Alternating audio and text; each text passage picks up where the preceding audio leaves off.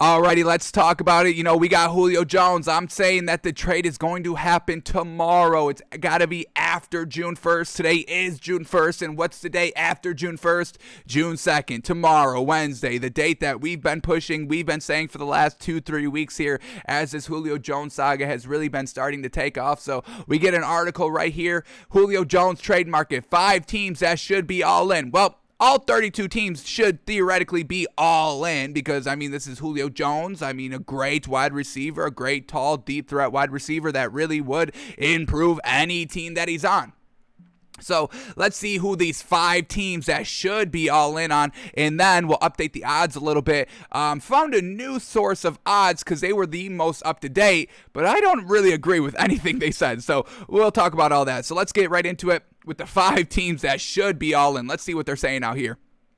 Team number 1 is the New England Patriots. Okay. We know they are the favorites of the odds of what we've seen from DraftKings being plus 450. When we look at this other website, sportsline.com, I've never heard of them, and I've never used them, but they are the most up-to-date odds. DraftKings hasn't really updated their odds. Nobody else has really updated their odds, and this was just updated yesterday. So the new odds here, according to Sportsline, it's the Titans favorites at plus 200, which is absolutely fantastic. We would love to see Julio Jones be a Titan. Once again, you would have to defend the pass game and the run game like you have had to have been doing these last 2 years with A.J. Brown and Corey Davis as their 2 wide receivers. Now they lose Corey Davis. They still got A.J. Brown. And then if you pair him up with Julio Jones with Derrick Henry in the backfield, we're talking about an almost unstoppable team. Ryan Tannehill just has to be an above-average game manager like he's kind of been this entire last 2 years stint with the Titans, getting to the AFC Championship game, getting to the playoffs last year. The defense definitely does need to step it up a little bit, and we know they've been kind of, scheming their defense a little bit and picking up some nice pieces in the offseason. So Titans, according to the sports line, are the favorites at plus 200, and then the Patriots at plus 300, with the Seahawks also at plus 300. But what are we talking about with the Seahawks, folks? I truly do not see that happening. First of all, you've got DK Metcalf. DK Metcalf is going to be Julio Jones, but better. Folks, when you just look at DK Metcalf's stats, he's exactly coming out. He's only 2 years in, folks, DK Metcalf for the Seattle Seahawks, and he's following the same exact course that Julio Jones did his first 2 years. And what's better about DK Metcalf? Well, first of all, he's a lot faster. We all saw that with the chase down to the pick 6, almost should have been pick 6. Chasing DK Metcalf chasing the defender down. I think it was Budda Baker that picked off Russell Wilson basically at the goal line, and then DK Metcalf got on his horse and chased him down basically 90 yards, bringing him down like 2-3 yards short of the end zone. So DK Metcalf is a little bit faster than Julio Jones, obviously bigger. We've all seen DK Metcalf shirtless, haven't we, folks? And we know he's obviously a physical specimen and how ripped this man is. And also, he's taller than Julio Jones, 6'4". Julio Jones is 6'3", folks. But when we look at the stats of what DK Metcalf has done his first 2 years, it's exactly what Julio Jones has done his first 2 years. Year 1, rookie year for DK Metcalf, 900 yards, 7 touchdowns. What did Julio Jones do his first year? 959 yards, 8 touchdowns. So 50 more yards and 1 more touchdown. That's basically the same. Catch percentage as well. DK Metcalf, his first year, not the greatest at 58%, but Julio Jones, 56% catch percentage his first rookie year. So, yes, exactly. Basically, first year, rookie year for DK Metcalf and Julio Jones, the same. And then what happened year 2? They both took that next step. Year 2 for DK Metcalf, 1,300 yards, 10 touchdowns, 64% catch percentage. What did Julio Jones do? 1,100 yards. So DK Metcalf outpaced him by 100 yards. Julio Jones had 10 touchdowns, exactly what DK Metcalf did, and Julio Jones had 61% catch percentage. So DK Metcalf actually exceeded overall what Julio Jones did his second year. So why do we really need Julio? Why do the Seahawks really need that big contract? Julio Jones is getting $15 million this year, so you're going to have to eat that contract if you get the trade, or redo the contract year 1, which I don't think Julio Jones is going to do. He wants his $15 million. We'll restructure it next year, but this year I'm getting the 15 mil. So I can't get behind the Seahawks being front runners or favorites for Julio Jones. And what would Russell Wilson say? Yes, obviously Russell Wilson would love to have another piece, but they've already got, a solid core. Is it Doug Baldwin still? Am I bugging on that? Let me get that up very quickly. Their number 2 wide receiver, is it Doug Baldwin? What do we got? Tyler Lockett, that's right. Doug Baldwin was the OG for Russell Wilson, who goes way under the radar, folks. Doug Baldwin and Russell Wilson, you've got to put them at, top wide receiver quarterback combos. I don't want to hear it. But yeah, Tyler Lockett, absolutely fantastic. He had 1,000 yards last season. He's kind of your shorter, wide receiver. You got the tall, you got the shorter, speedier one.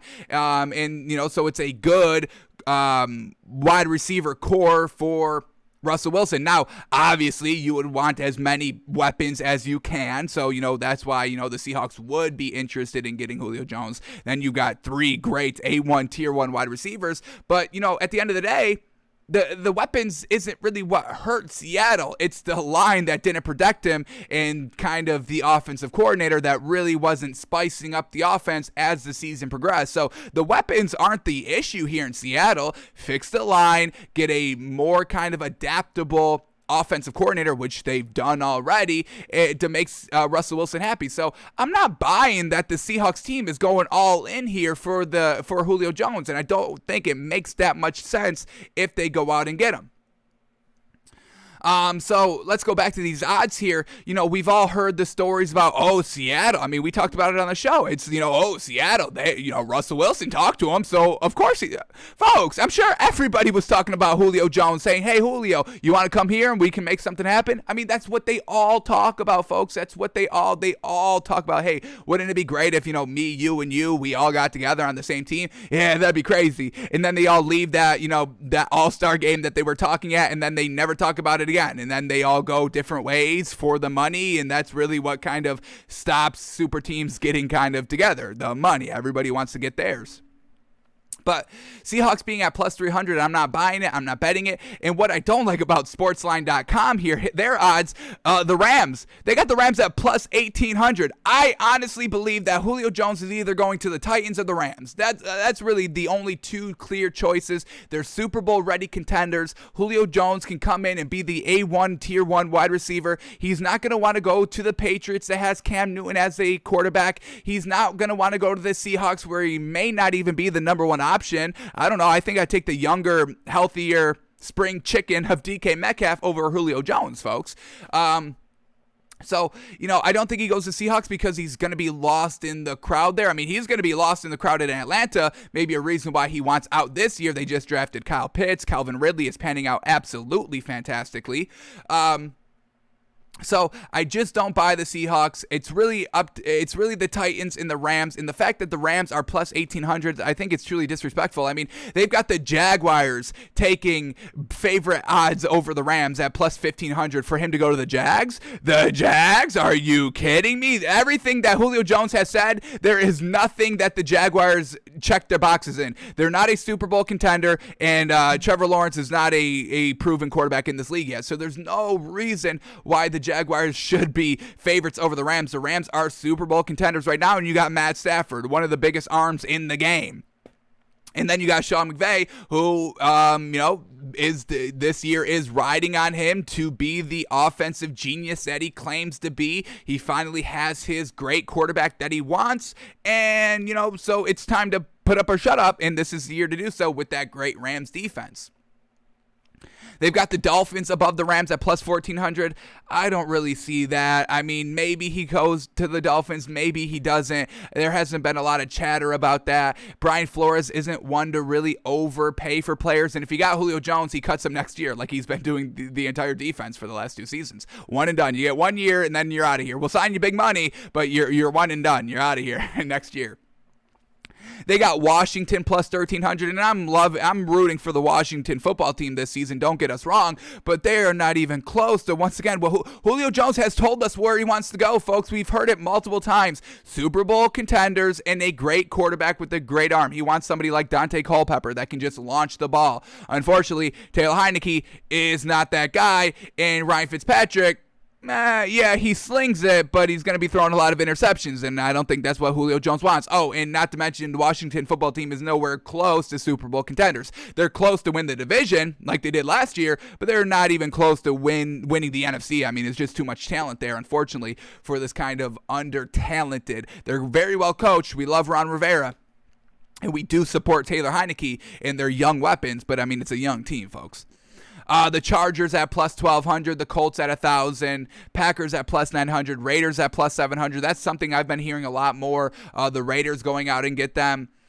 I mean, yeah, it makes sense. Derek Carr's got the big arm, but I mean, the Raiders, I mean, do you want to be coached by John Gruden? I mean, folks, he's a great TV personality. Don't get us wrong. He was an excellent announcer for Monday Night Football. We loved it. But as a head coach, what has he proven? What has he proven? He's got a ring that a team that he didn't even build, and he's floundering in the back half of the season. So once again, the Raiders are not that Super Bowl contender that Julio Jones wants to go to. Julio Jones has gotten to a Super Bowl. He was one quarter away from winning a Super Bowl, getting that coveted ring that you need to have, or you're going to end up like Randy Moss. And that's another thing I want to talk about quickly before we move off of this segment is, what did Randy Moss look like when he finally went to a new team, when he went to New England, the super team that, was there between Tom Brady and Bill Belichick and Randy Moss.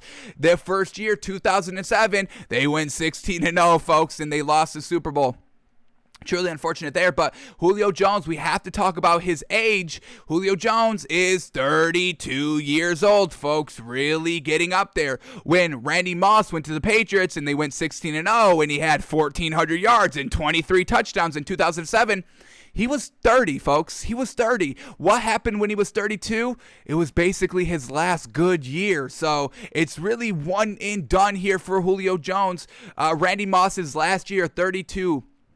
With the Patriots, 1,200 yards and 13 touchdowns. Still a great year, don't get us wrong, but that was his last good, productive year. Then in 2010, when he turned 33, he played for 3 teams. Nothing good ever. He didn't even, what did he get, like 300 yards between, 393 yards between 3 teams and 5 touchdowns, and then he retired after that. So, I mean, this is literally probably the last good year of Julio Jones. He's been, kind of injured these last couple of years. He hasn't played a full 16-game schedule in the last 2 years, 15 games in 2019, 9 games in 2020. So really coming to the tail end of his career, you really only got one more year. That's why it's got to be Super Bowl contenders this year, not next year. We're rebuilding. We're going to get it done. We're building the groundwork this year. Next year is Super Bowl contenders. No. Julio Jones is running out of time, folks. 32 years old out here. We saw Randy Moss exit the game at 33. So how much more does Julio Jones really have in the tank, especially given his a little bit of an injury history there? So a lot of kind of risk reward here for Julio Jones, and we'll see where he goes, but I just cannot see the Seahawks. I cannot see the Patriots. I really think it's coming down to the Titans or the Rams, and we'll know a lot more come tomorrow when the June 1st date has officially passed, where the Falcons can save all that money against the cap. So we'll see where he goes, but, these lines right here, I don't know, Sports Line, I mean, if you can go to Sports Line, if you're somewhere, in the United States that can bet online, I would go to sportsline.com and bet Rams plus 1,800, absolutely, those are great odds right there. You put $100 on that, you win $1,800, I mean, that's a pretty good investment in my opinion. I really think the Rams really should be the front runners right here. But like we said, we will know more tomorrow. And quickly, one more time before we wrap up this Julio Jones segment, let's see what these other 4 teams that are in desperate need that should go all in for Julio Jones. Let's see what we get. The Browns at number 2, Patriots at 1, the Browns at number 2. Do they really? I mean, you've got a nice kind of star-studded cast of wide receivers. OBJ, Jarvis Landry, Rashard Higgins, Austin Hooper at the tight end. So there's no really great tall wide receivers. I mean, Jarvis Landry short, OBJ short. What is Rashard Higgins? Is he like 6'1"? Yeah, he's 6'1", so nobody really close to Julio Jones' height. But I mean, they just got to the playoffs last year and went toe to toe with the Chiefs. I mean, I don't know if really Julio Jones brings this team over the edge, and they must go all in. I mean, it's the defense, it's the running game, it's the wide receivers. I mean, it's a complete team package. And once again, Julio Jones, is he going to be the favorite target? And they'd probably have to lose one of their wide receivers to really kind of fit his cap of $15 million. So I don't see this Browns, and we haven't even really talked about the Browns as kind of betting odds. Even Sportsline, who their odds are kind of trash here, they don't even have the Browns here. It ends off with the Chiefs at plus 2,000. So I don't know about the Browns. The Colts at number 3, I would love that. I mean, giving Carson Wentz, I mean, I think they win the Super Bowl this year. Like we've said, we are big on the Colts. They are kind of our early favorites of winning the Super Bowl. And if you have, T.Y. Hilton and Julio Jones and Michael Pittman Jr., that is a wide receiver core, folks. So, yeah, I mean, I would love to see him go to the Colts. Something that we haven't really heard a lot about. We've heard a lot about the Titans, the Patriots, a little bit of the Seahawks just recently, and a lot about the Rams. So, and Sportsline has the Colts at plus 1,000. I would love to see that. I mean, that if I could play, God in the NFL, I go and put Julio Jones on the Colts. That's what I would do. But we'll see where he goes. Number 4 is the 49ers. Alrighty, that quarterback controversy there. I don't know if Julio Jones wants to get kind of mixed up with that. And Julio Jones has played with Kyle Shanahan. Kyle Shanahan blew the ring for Julio Jones, so I don't think he wants to kind of re-team back up with that, truly. And then team number 5, the Raiders. We have been, just today, we've been hearing about a lot about the Raiders going out and getting Julio Jones. Like I said, I don't know if he wants to play with John Gruden, another garbage coach. Same thing why he wouldn't want to go to the 49ers, a garbage coach. And Kyle Shanahan, not a garbage coach, but a choke coach. He just can't get it done in the big games, and that's what wins you rings and cements your legacy. So, not the greatest that you're floundering at that point. But like I said, we'll know more tomorrow on this Julio Jones saga and the trade. And, another thing that we do have to keep in mind, and we'll evaluate it once the actual trade goes down, did the Falcons do Julio Jones justice by sending him somewhere he wants to be, or are the Falcons going to be greedy and selfish and send him somewhere where the team, the organization, the Falcons are going to benefit more than the Julio Jones? Because if Julio Jones goes to the Lions, oh my God, we know that's nowhere that Julio Jones wants to go. So we'll know if the Falcons are going to treat them right as soon as the trade happens, because we know where Julio Jones wants to go. Super Bowl contenders with a good quarterback that's got a big arm. So if he goes to a place that's none of those check boxes are checked, then we know that he got kind of disrespected by the Falcons. But we'll talk about all about that once the trade actually happens. So come tomorrow, folks. I think that's when we're going to hear the news, but it's not tomorrow yet. So we'll have to wait another 24 hours before we know anything concrete about Julio Jones.